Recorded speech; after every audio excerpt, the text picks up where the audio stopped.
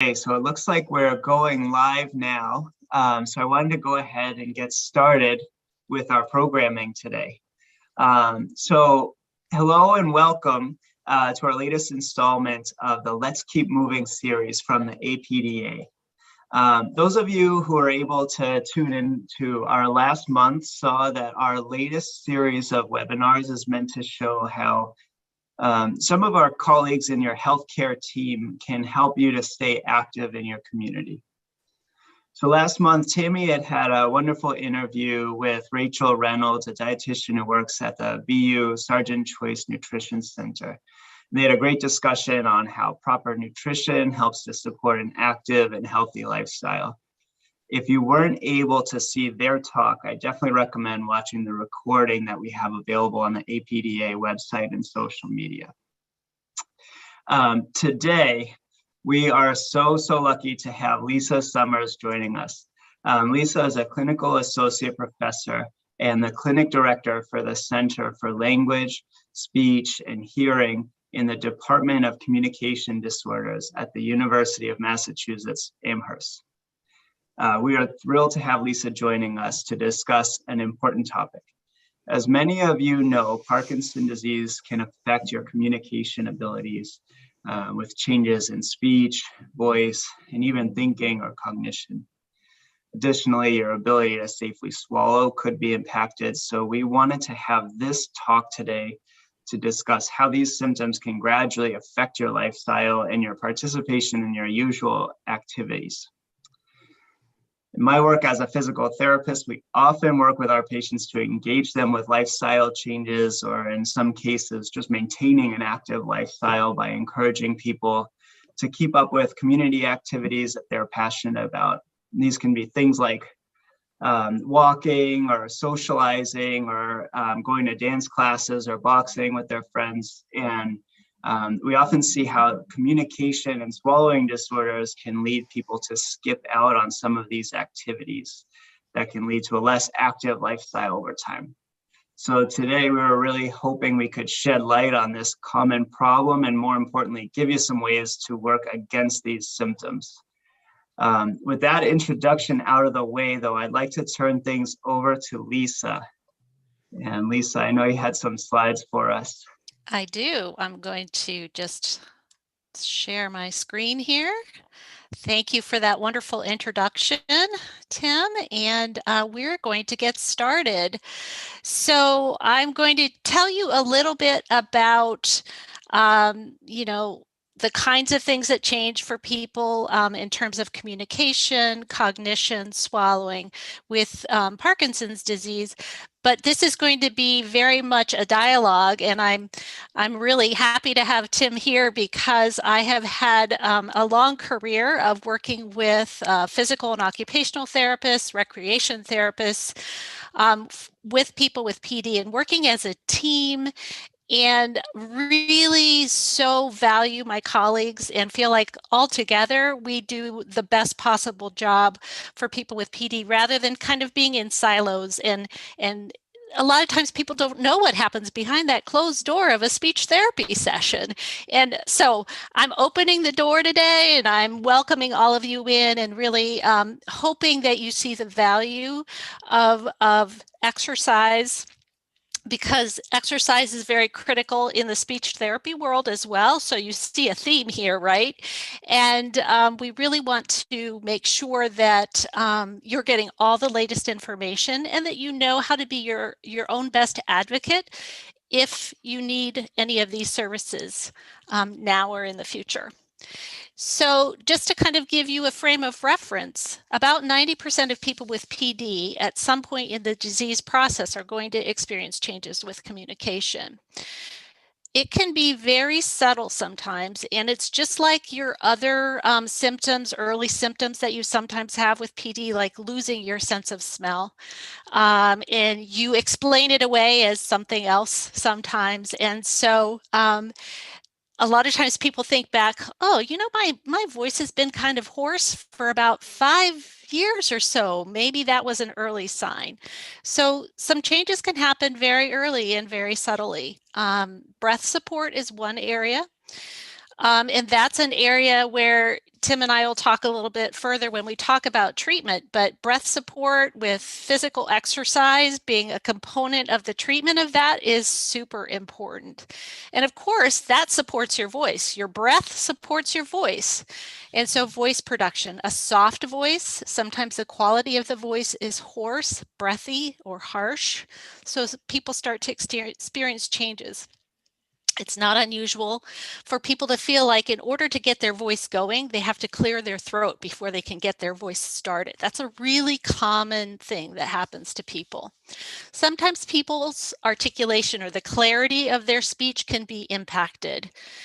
And the inflection of the voice and the facial expression are two sort of nonverbal kind of changes in communication that actually have a huge impact on your effectiveness and how you're perceived socially.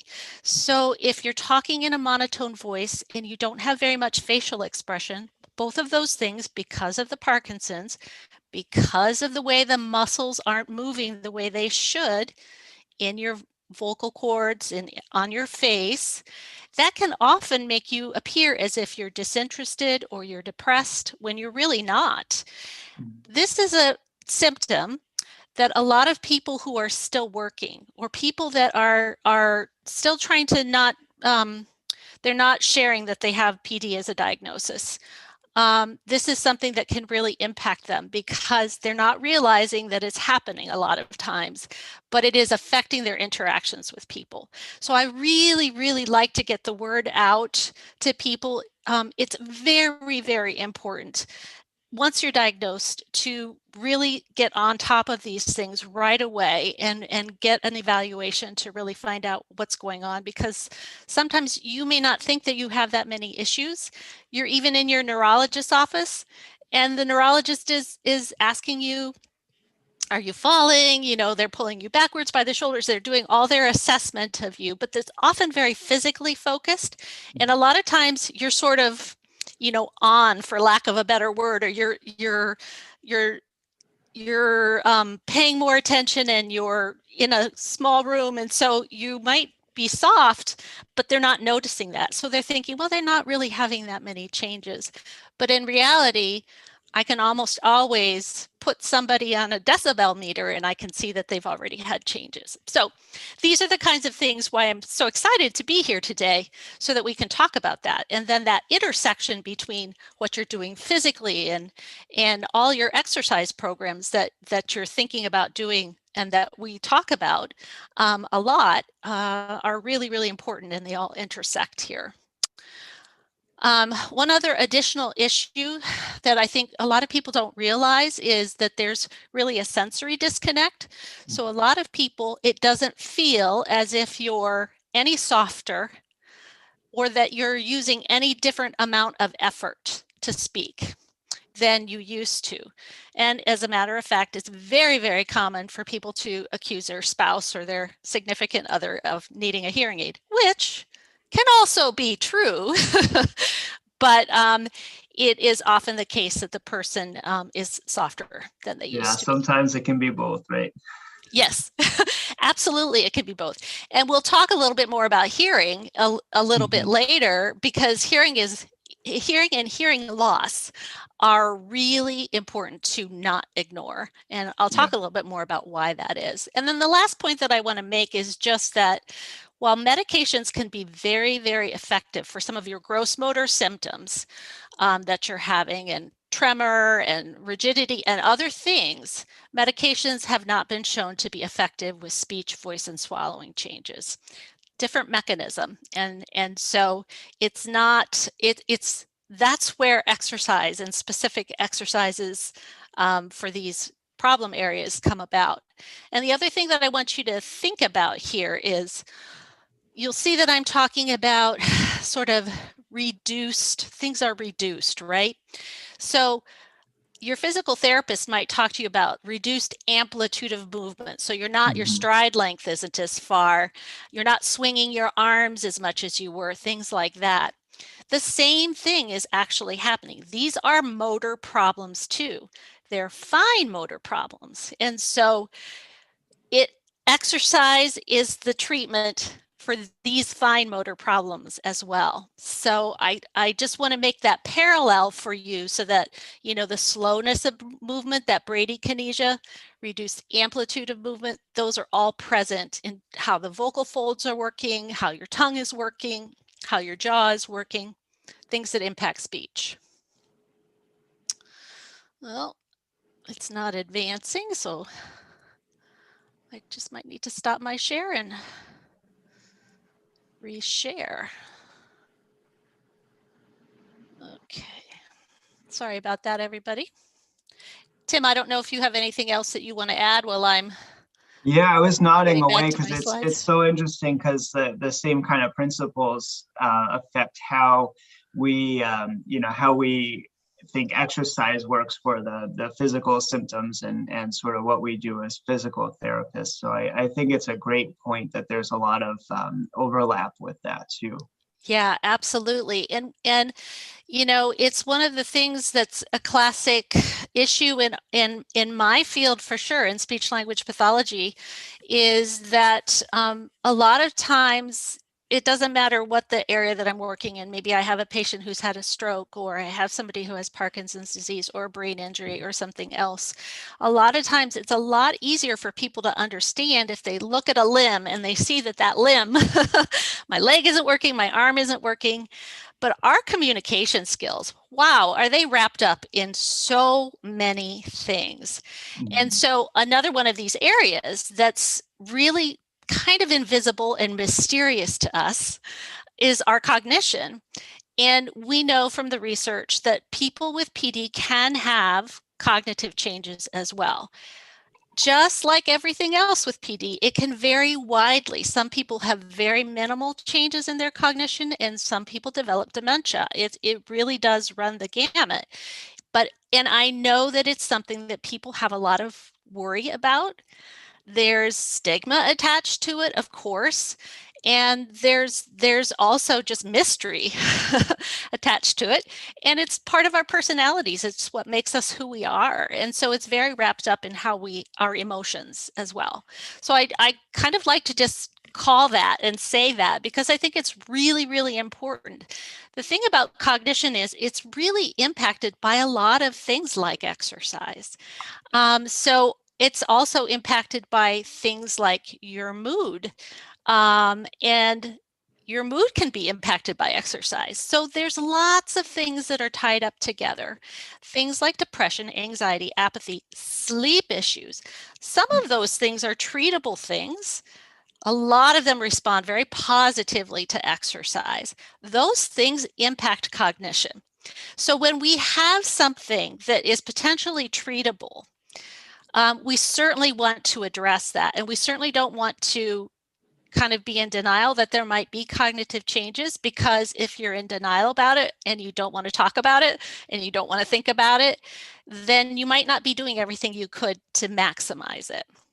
Another one of those areas where we know there is a lot of research coming out that of something that impacts cognition is hearing loss.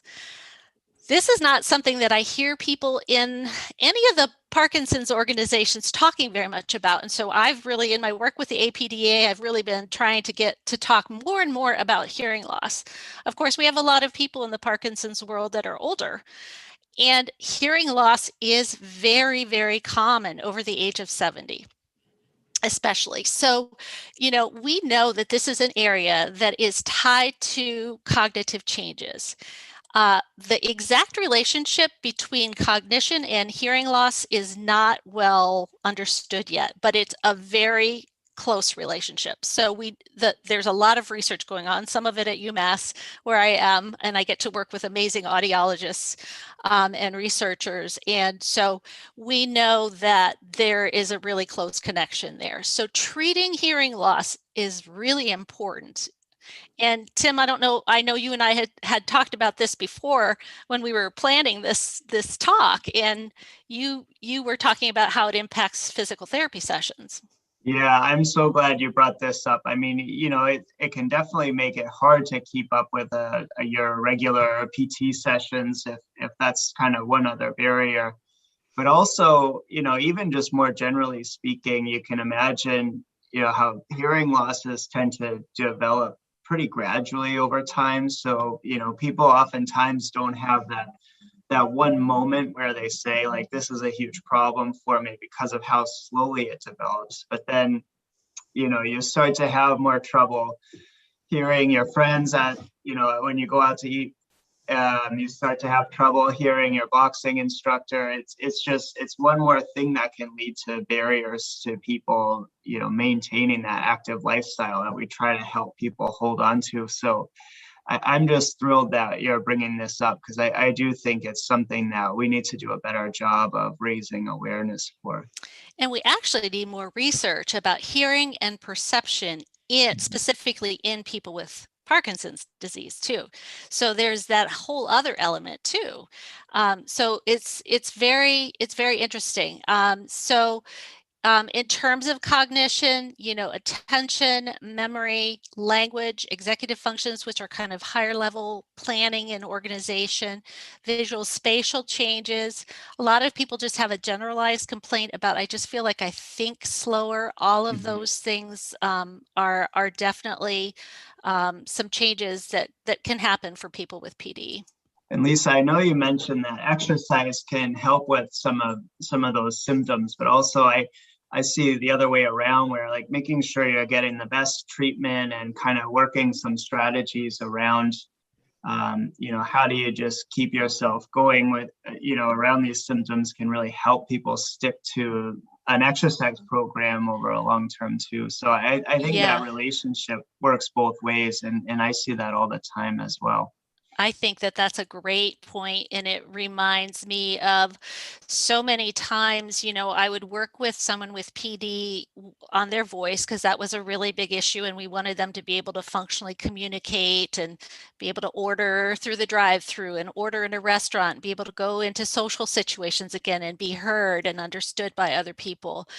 But and it's kind of an intensive program, which I'll talk a little bit more about. But then I would also address the changes in their cognition. And sometimes it was just a matter of sitting down with the people in the household and kind of say, what's important? What are you having trouble doing? And sometimes it was a relatively simple solution, or sometimes it was setting up technology to the place where they didn't have to think about it and the technology was helping them.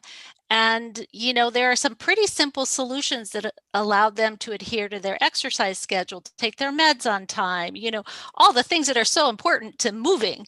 And they weren't doing all of those things because of their cognitive impairments. So, yeah, I agree with you very much. I've seen that all the time. Occupational therapy and speech therapy is sometimes, like, they'll give people that extra little lift that helps them get started, and you can really get into some good habits that minimize the impact that this could have on you. Yeah, and we're never trying to force somebody into using some kind of a system that doesn't work for them, or using technology. Sometimes it's completely no tech, low tech kinds of things too. Just writing things down sometimes can make a big difference. So one of the things that I always try to do is, obviously really get to know the person, really find out what's important to them, and then trial and error a few things. Okay, let's go for a week and try this, come back and tell me what part of that worked, what part of it didn't work.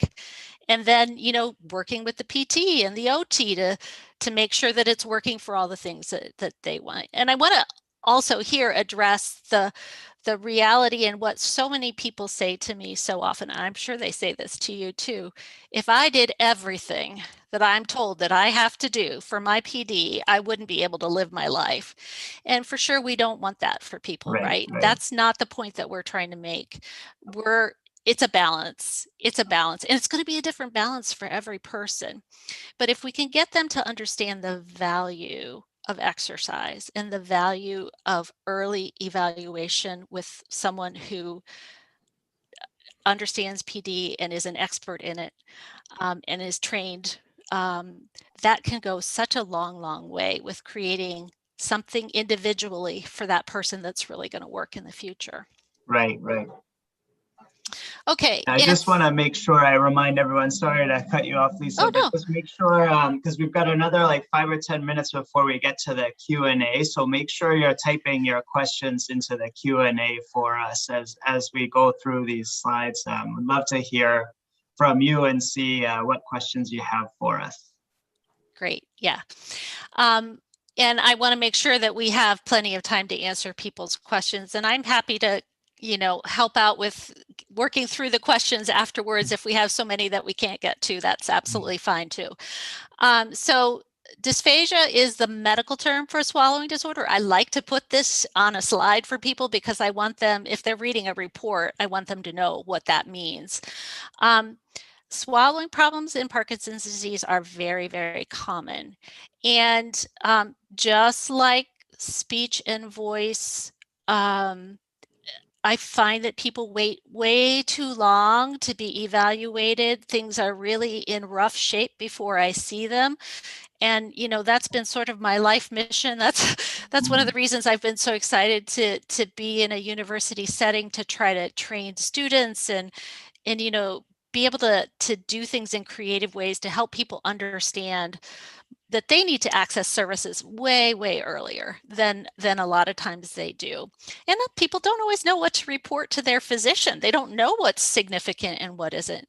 But a lot of times people can have difficulty with the way the food and the liquid is moving. They're moving it slower. And when you are moving something slower in your mouth and it's a thin liquid, guess what? Gravity carries it very quickly. And sometimes it's getting it to a place in your throat where it's not where it's supposed to be. It's too early. And so your muscles haven't had a chance to do what they need to do to protect your airway. So there's a lot of changes that can happen that are typical in PD, and there are some very effective treatments for dysphagia. And you really want to stay on top of these things because it has real health consequences for people. Weight loss, for sure, is a very common one. A lot of times people are telling me that they're at the table long after everyone else has left because it's just taking them that much longer to chew, move the food, swallow the food, move on to the next thing, let alone the difficulties with getting it on the fork, getting it from the plate to the mouth, those kinds of things. And, reduced quality of life. People stop going out to eat. They stop, well, none of us are going out to eat right now, but, someday we will. And then, of course, aspiration pneumonia is a real concern. So social isolation around swallowing issues is really huge. Lisa, I just think maybe we should just define aspiration pneumonia for people who haven't heard that term before. Sure. So when we swallow, our vocal cords, our vocal folds close very tightly, and our whole throat kind of closes off. It lifts up and it closes off real tight, and it directs all of the food or liquid down through the esophagus. So we have two tubes that are really close together. One's the esophagus where the food's supposed to go, and the other is your airway where the air is supposed to go in and out of and where your voice is produced. And so what happens, because swallowing is all about timing and coordination, and muscles have to work in just a certain way with just a certain speed, all of those things can really be impacted significantly, and you can end up with things going into your airway instead of into your esophagus. And so when it goes below the vocal folds, that's called aspiration. So it means it went down the wrong pipe. That's all of us have had that happen, and to some extent, everybody has that happen every so often. But because of all of these issues that I talked about earlier, the same issues that affect your voice are the ones that are affecting your swallowing. Things can go down the wrong way a lot more often. And sometimes they go down the wrong way and you don't sense it, so you don't cough. Or if you're really weak and you have a weak cough, then you don't expel things out of there. That cough is supposed to be to expel everything out of there. So with PD, a lot of times people that get really debilitated, can really develop a lot of trouble with just being able to have a good cough. And so, your general health and your ability to be up and around and expand those lungs and have good oxygen exchange and good strength of a cough. It wasn't uncommon for me in my 30-year career before I came to UMass, where I would see someone who was doing pretty well with their PD and then weren't really having swallowing changes, but then they fell and they broke their hip, and then they went into the hospital, and then they were immobilized for a while. Not to mention maybe not getting their PD meds on time and some of the other issues that can happen. And just that change in their ability to get around can throw them into an exacerbation of their Parkinson's, and they can have difficulty swallowing. So that's kind of the link. That's how it's all linked together. Yeah, yeah. So one of the things that I found, and I'm not going to spend a lot of time on this slide because there are people from all over the country and sounds like from other countries too, which is really exciting, is just that I developed a group at UMass because I was finding that a lot of my patients that I was starting to see for individual therapy, and therapy is very intense, were sort of like, oh my gosh, how am I going to do this? This is intense. Why do I have to do this? And what about all these other things? You know, they don't understand swallowing. There's a lot to learn, right? And so I developed an education group with my grad students. So I would really encourage people from all over, if you have university programs around, to avail yourself of check in with them, find out if they have any programming around Parkinson's disease. So I have this group. It's for people in Massachusetts because that's where I am and that's where I'm licensed. But it really has been wonderful because it gets people all the information. It helps them feel empowered. They know what to ask for. They know how to talk to their motor disorder, their neurologists, and yeah, it's been really phenomenal. And I get to train my grad students so they have specialty skills in PD once they leave. And I know the students at BU have that as well. So just to talk a little bit more about speech language pathology services, they are intense. There's excellent evidence for what we do. Particularly for something called LSVT, which is the Lee Silverman voice treatment. It's a 4 times a week for 4 weeks session. It takes specialty certifications, specialty training. There are some other therapy approaches as well that are designed specifically for PD. There's a speak out program. LSVT is sort of the gold standard because there's just such a large amount of evidence, really good gold standard, randomized controlled studies with large numbers of subjects. So I feel really good about services that I can provide. Services usually start with being evaluated by an otolaryngologist so that they can visualize the vocal folds. That's being deferred right now during COVID because, of course, it's an aerosolizing procedure. But it is an important thing. And as soon as we can start doing that, we always send our patients to an otolaryngologist first because hoarseness can sometimes be something else. And so it's pretty important. So again, I just am trying to reinforce with this slide that you want to go to someone who knows what they're doing, who is reading the research, following the evidence, carrying out the treatment with fidelity. There's a lot of places where, they might do 45-minute sessions instead of an hour. LSVT is supposed to be an hour. If they do 45-minute sessions, it's not LSVT. And you're getting 4 hours less of therapy for that 16 session time. So I like to just kind of try to make sure that I'm educating people about what to be watching for and what the evidence is. We see a lot of improvements. LSVT in particular focuses on the voice. There's a device that has been developed called the Speech Vive, and the Speech Vive is a device that can be put in the ear that introduces noise that then you speak at a volume above that noise just because of a reflex. That also takes specialty training. So you see where I'm headed with this. You really want to be seeking out the services of someone who really understands Parkinson's disease and really understands the evidence and is focusing on the right things. When we focus on the voice, we see changes in their speech, in their articulation. We see changes in inflection of the voice, and we see changes in the facial expression as well. Also, you see changes in swallowing, because the same muscles that you're using to exercise the voice are the same muscles that you're using when you swallow. So there's a lot of really good evidence out there. And one thing I think you had mentioned earlier that we found really helpful too is kind of recommending that earlier assessment with a professional. So, that's something that we've really advocated for too, is that, see a physical therapist early, right after you're diagnosed, and we can take a baseline and we can meet with you periodically and kind of make sure you're keeping yourself working at that same level. And Right. I thought that was a really neat point that you're making too, is that the same kind of thing is starting with the speech world too.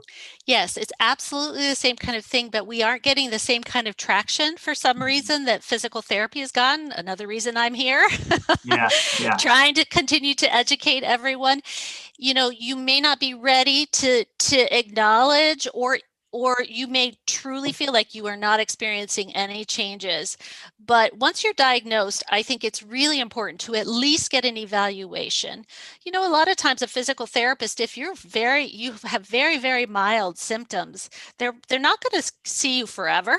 They're going to set you up on a program, but then you know what you need to be working on, and you know how to target important areas that really can be a problem with PD. The same thing is the case with the voice and the swallowing. And so, you might just have the evaluation and that's your baseline. And for swallowing as well, you might not have very severe swallowing issues, but you might have very mild things, but it's a really good idea to get that fully evaluated. I'll talk about that on the next slide here. Something called a modified barium swallow is one of the instrumental assessments. It's a moving x-ray of the swallow.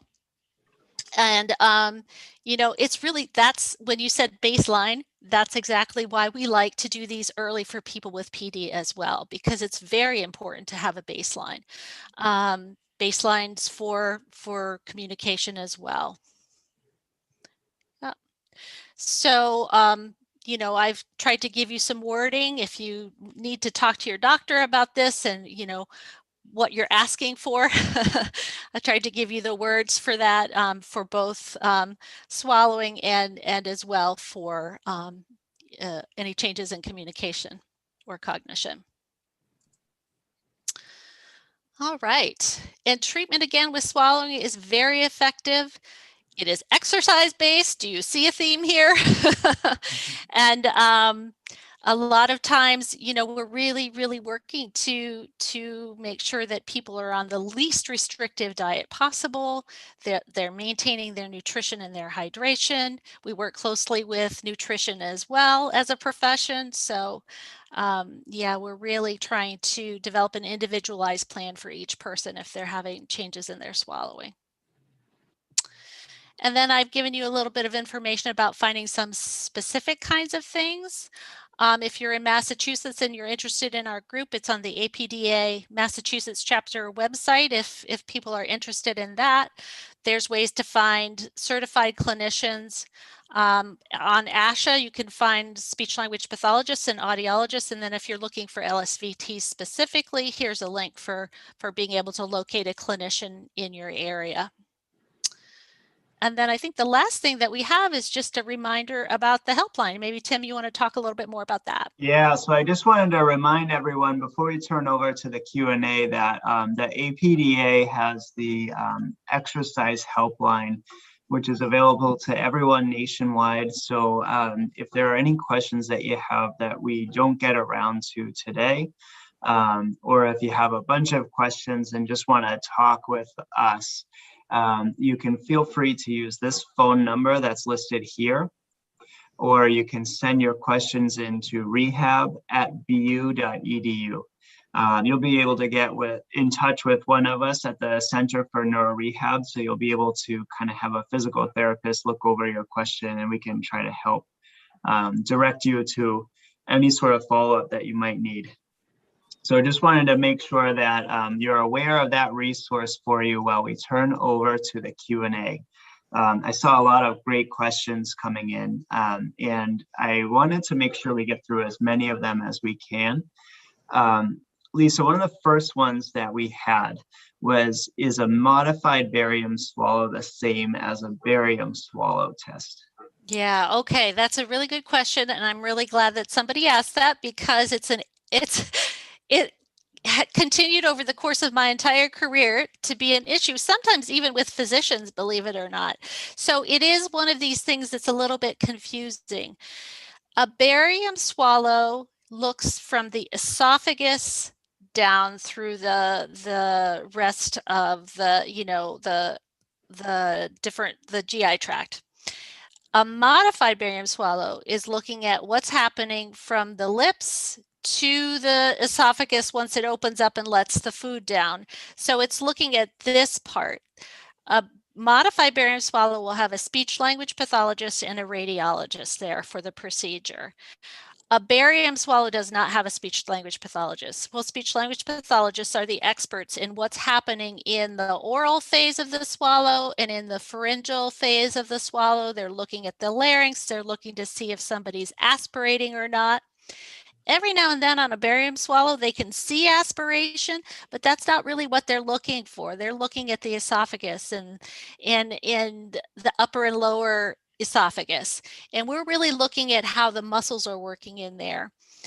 And when we're doing this, we're looking to see what the problem is, and then we're trying different things. We might try a different position. We might try a different strategy.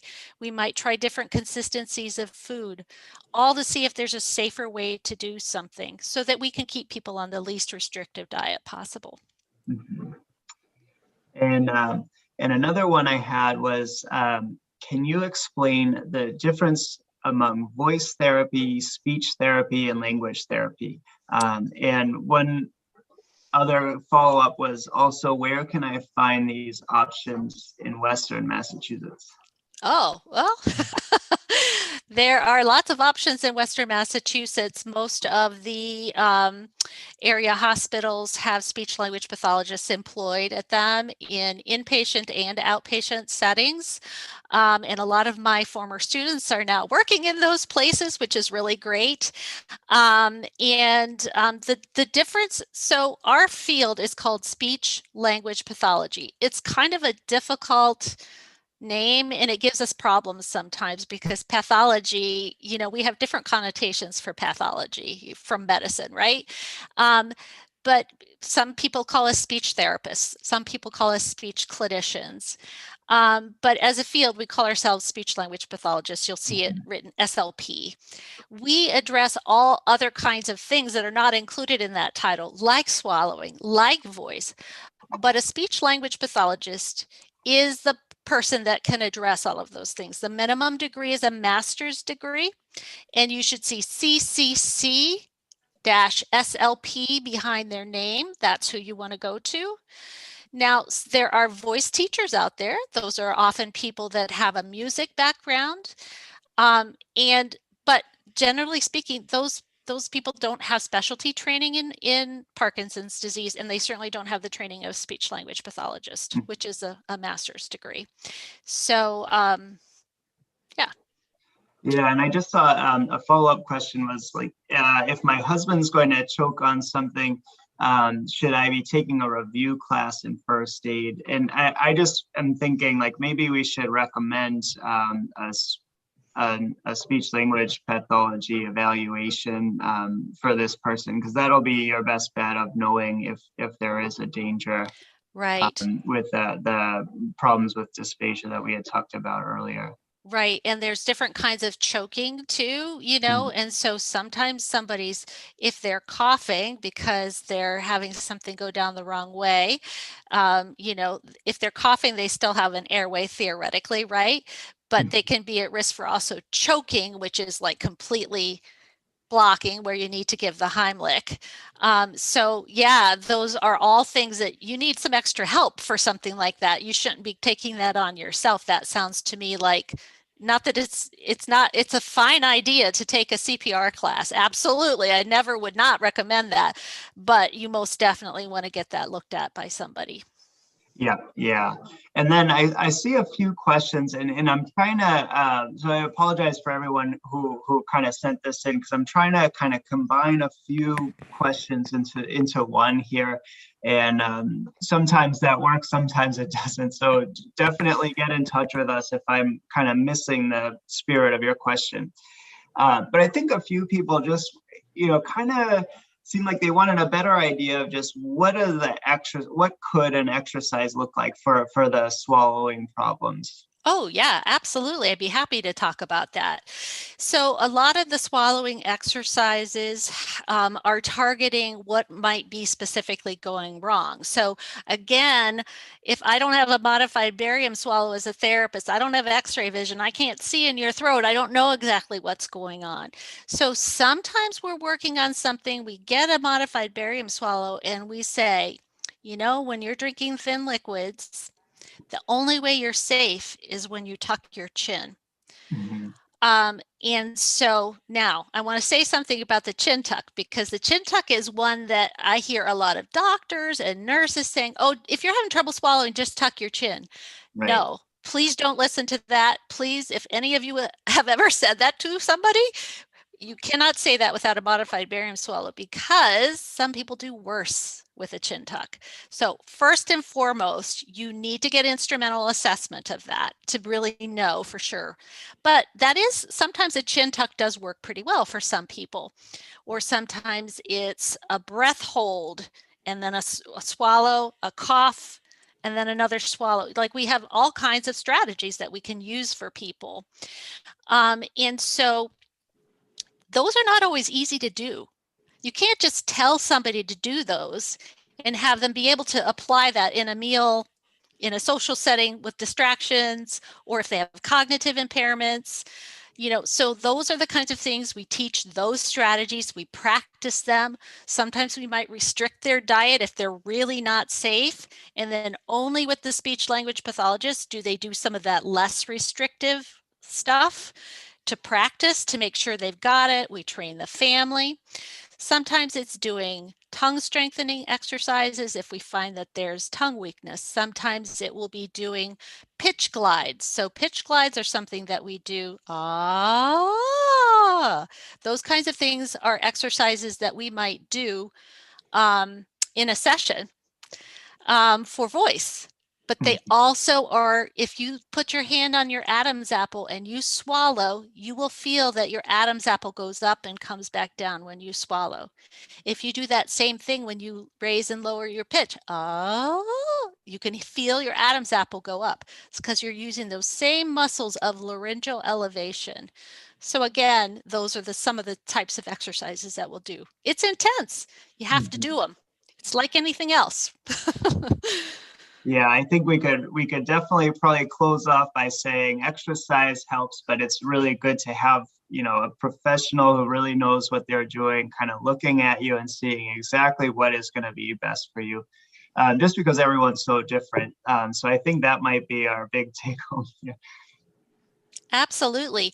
And, if there's something that it just simply does not work for you, it's not like we're going to dismiss you from our office and say, sorry, you have to do it my way or the highway. That would not be a good therapist. We always work with you. Right, right.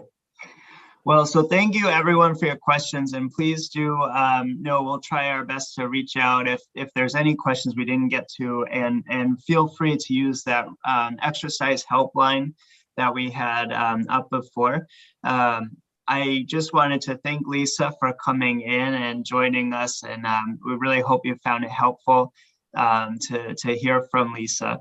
Next month, Teresa Baker, a colleague of mine at the Center for Neuro Rehab, will be having a similar discussion with Maura O'Keefe, who's an occupational therapist. So I just wanted to kind of put a plug in. I hope you're available for that, and we hope to see you then. All right, thanks everyone. Take care.